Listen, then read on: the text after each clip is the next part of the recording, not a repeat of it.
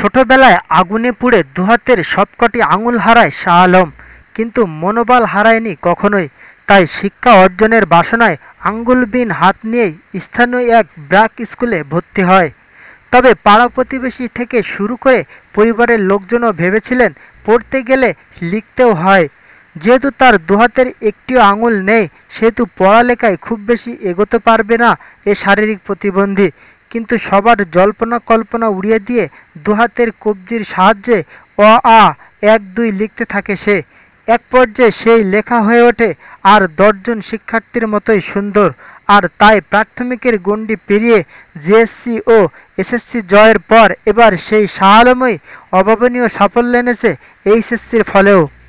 রোববার প্রকাশিত ফলে সেখানে অনেক কলেজেরই কম বেশি শিক্ষার্থী ফেল করেছে।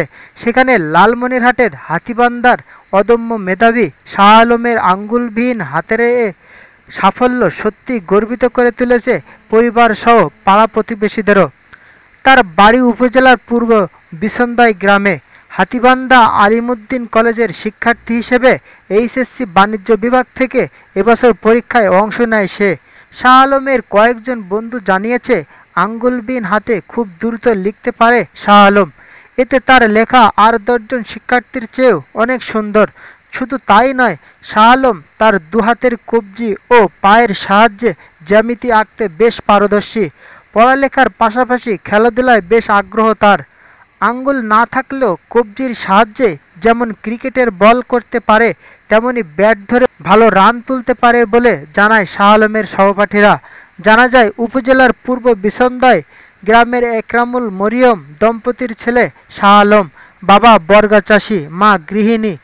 ৫ ভাই বোনের মধ্যে সে চতুর্থ।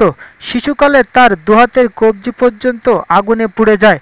দরিদ্র বাবা মা চিকিৎসার ব্যয়ভার বহন করতে না পারায় শেষ পর্যন্ত ২ হাতের সবগুলো আঙুলই হারাতে হয় শাহ আলমকে। কিন্তু ছোটবেলা থেকে পড়াশোনার অদম্য ইচ্ছা ছিল তার।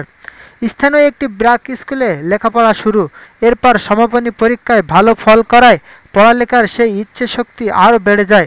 তবে পরিবারের অভাব অনটন প্রায় সময় বাদ সাধলেও থেমে যায়নি শাহ আলম। খেয়ে না খেয়ে পড়াশোনা চালিয়ে পিইসি, জেএসসি ও এসএসসিতে ভালো ফল করে এবার এইচএসসিতে ৩.৪২ পেয়ে বেশ কৃতিত্বের সঙ্গে পাশ করেছে। শাহ আলম জানায়, শারীরিক প্রতিবন্ধকতার চেয়েও সংসারে অভাব অনটনই তার পড়ালেখায় সবচেয়ে বেশি বাধা হয়ে দাঁড়ায়। তবে সব বাধা পেরিয়ে ভবিষ্যতে ব্যাংকার হওয়ার স্বপ্ন দেখছে অদম্য মেধাবী শাহ আলম। জানতে চাইলে শাহ আলমের মা মরিয়ম বেগম বলেন, ১ বছর বয়সে হঠাৎ একদিন হামাগুড়ি দেওয়ার সময় উঠানের ভুসির আগুনে পড়েছিল শাহ আলম। টাকার অভাবে ওই সময় ভালো চিকিৎসা করতে না পারায় তার সবগুলো আঙুল হারাতে হয়। তবে ৫ বছর বয়সে দুহাতের আঙুল হারানো শাহ আলম পড়ালেখা করার ইচ্ছা প্রকাশ করে।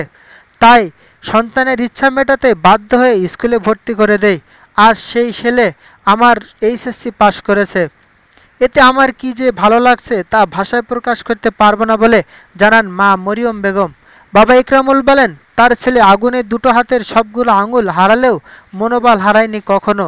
আর তাই সে এখন লেখাপড়া করে ব্যাংকে চাকরি করবে বলে স্বপ্ন দেখছে।